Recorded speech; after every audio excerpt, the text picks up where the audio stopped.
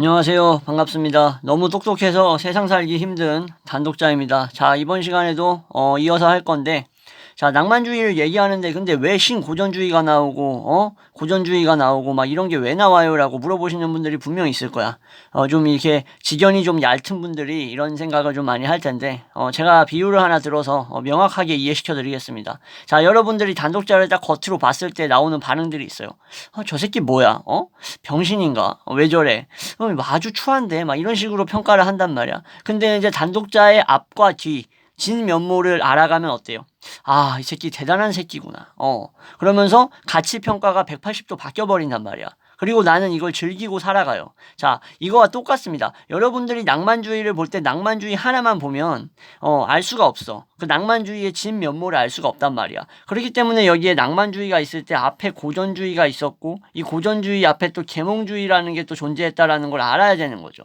예. 바뀌었네. 고전주의 다음에 계몽주의가 있었다라는 것도 알고, 그리고 그 사이에 이제 낭만주의가 체종하면서 뒤에 또 신고전주의적인 것도 난다라는 것을 여러분들이 알지 않으면은 이 낭만주의의 진가를 알 수가 없단 말이야. 그렇기 때문에 여기 이제 중간에 나오는 뭐 이따가 말씀드릴 건데, 바로크, 로코코 같은 뭐 예술과 건축 양식을 이제 지배했던 이런 사조들까지도 우리가 언급을 하는 이유가 다 뭐다? 이러한 이제 주변 요소들이 다 낭만주의의 이해에 관여한다, 기여한다라고 보시면 될 것 같습니다. 그럼 이제 시간이 없으니까 바로 들어갈게요. 자, 낭만주의가 거리를 뒀던 운동 중에서 계몽주의가 좀 있었죠. 계몽주의가 이제 완전히 근데 낭만주의적인 성향을 벗어내지는 못했다, 벗겨버리진 못했다라고 보는 게 이 영웅예찬적인 부분에 있어서는 완전히 탈피하지 못했다라고 봤어요. 근데 이 영웅예찬적인 부분이 놀랍게도 뒤에 나오는 신고전주의에서도 이러한 모습이 드러난다라는 게 참 중요한 부분입니다. 그래서 신고전주의의 화가 중에서 다비드하고 앵그르라는 일종의 이제 나폴레옹 이제 왕정 때, 나폴레옹 정권 때 이제 궁정화가라고 부르는 게 맞겠다, 사실상. 벨라스케스 같은 느낌은 아니지만, 어쨌든 그 다비드 앵그르가 이 나폴레옹 정권 화가였어요. 정권 화가였으면 어땠겠어? 프로파간다적인 그림들을 많이 그렸겠지.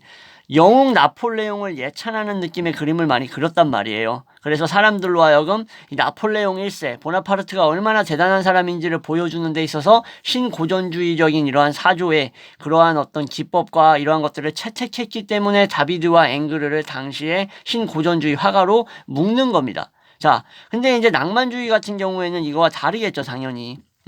이 낭만주의와 어떤 그 로코코적인 프랑스 예술, 프랑스 귀족적인 이러한 양식에 대한 일종의 반감을 가지고 나온 게 신고전주의라고 보시면 되는데, 이 프랑스 귀족이라는 것을 주로 이 로코코 양식으로 통해서 예술에서 얘기를 많이 합니다. 로코코라는 것은 뭐 깨진 진주 뭐 이런 뜻이에요. 보석 같은 느낌인데, 이 당시에 이제 프랑스의 귀족들의 어떤 최폐적인 문화, 막, 있잖아요. 좀 여기서 좀 노골적으로 설명해가 그런데, 뭐, 여기, 뭐, 저기, 뭐, 이제 사교 활동들을 많이 한단 말이야. 이제 프랑스 귀족들이. 그러면 이제 사교에 이제 살롱 같은 데 나가가지고, 살롱 유명하지. 살롱 나가가지고 뭐, 이쁜 남자, 여자, 뭐, 잘생긴 남자, 여자 만나가지고, 이제 뭐, 뒤에서 이제 뭐, 보이지 않는 곳에서, 뭐라 그래야 돼. 이세를 출산하는 행위를 하고, 막, 이렇게 성추문, 희롱 막 이런 거 하면서 서로 어울렸던 그런 문화예요. 아무튼, 예.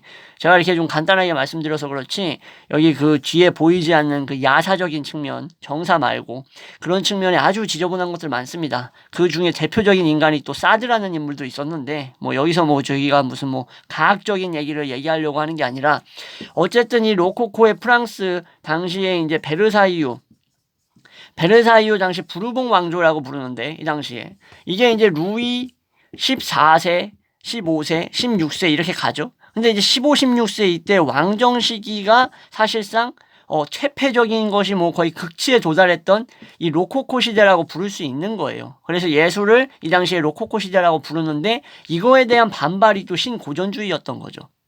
그러니까는 이제 정리하자면은, 영웅예찬적인 측면은 고전주의에도 있었고 신고전주의에도 있었고 낭만주의에도 있었다는 거야. 근데 계몽주의에까지 있었어. 그러니까는 이러한 부분으로 이제 교집합을 묶을 수는 있겠지만, 신고전주의와 낭만주의의 구체적인 차이점은 뭐였겠어요?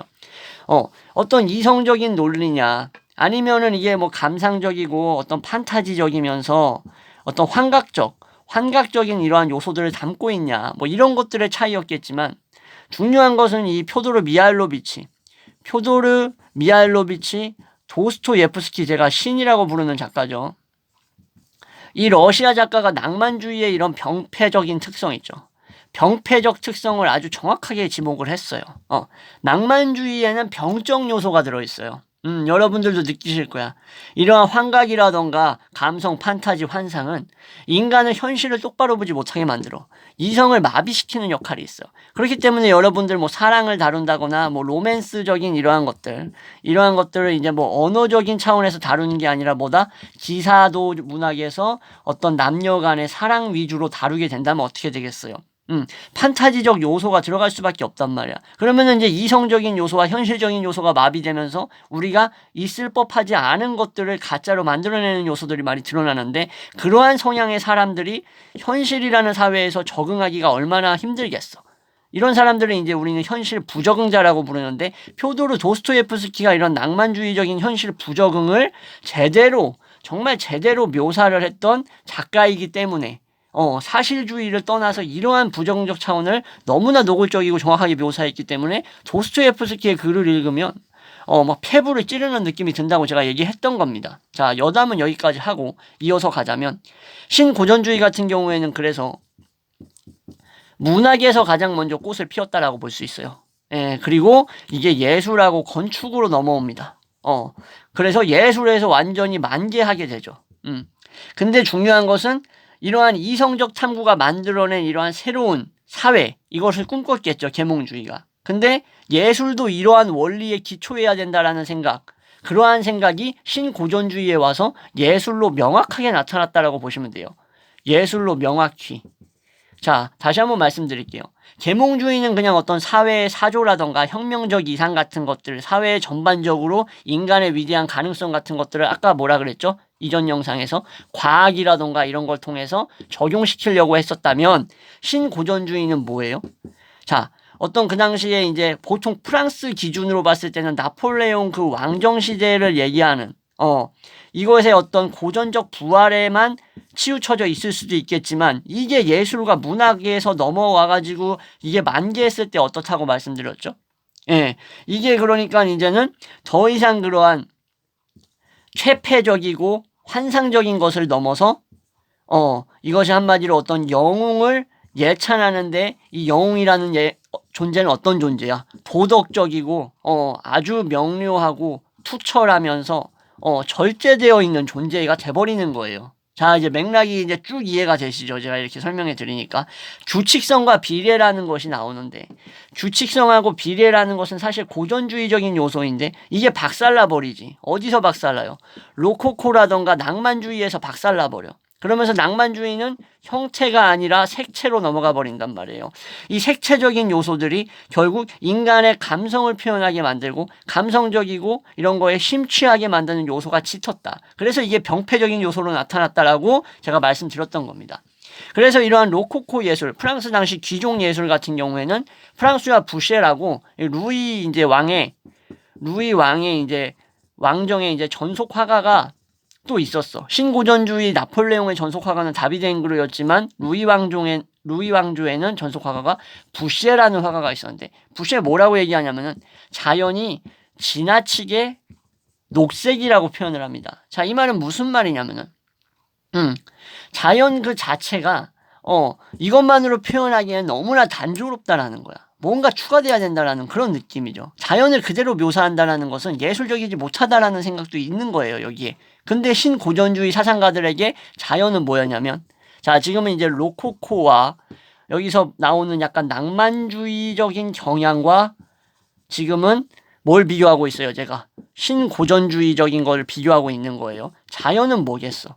도덕, 예술, 철학, 정치, 이러한 것들을 판단하는 기준이 되는 거예요. 자, 이 뭐가 이제 차이점인지 아시겠죠? 척도였던 거야. 그래서 계몽주의 철학자이기도 했던 장 자크 루소가 이따가 왜 나중에 이제 영상 찍을 때 왜 이 루소가 낭만주의 성구라고 보는지는 그때 말씀드릴 거고. 자, 이 신고전주의 사상가들에게 이제 이러한 차원이었는데, 자연은 이 계몽주의 철학자이기도 했던 루소는 왜 뭐라고 얘기했냐? 자연 상태에서 출발함으로써 어떻게 했어요? 인간성 재생시키자고 했잖아. 인간이 문명 때문에 마탱이가 가가지고 서로 죽이고 사유재산이 결국 불행을 만들어내니까 인간 불평등 기원론에서 인간성이 완전히 말살되게 했던 게 문명이기 때문에 우리는 자연으로 회귀하자라는 느낌의 말을 많이 했어요. 회귀하자라는 느낌의. 그래서 신고전주의도 뭐다? 결국 이런 계몽주의적인 냄새를 풍기고 있어. 뭐야? 원시적인 어떤 인간의 순수성과 형체가 위험을 지니고 있는 거지. 균형을 이루면서, 조화를 이루면서 모범적으로 적용되고 있다라는 거야. 그래서 뭐가 해야 돼? 결국에는 궁극적인 것은 인류를 개선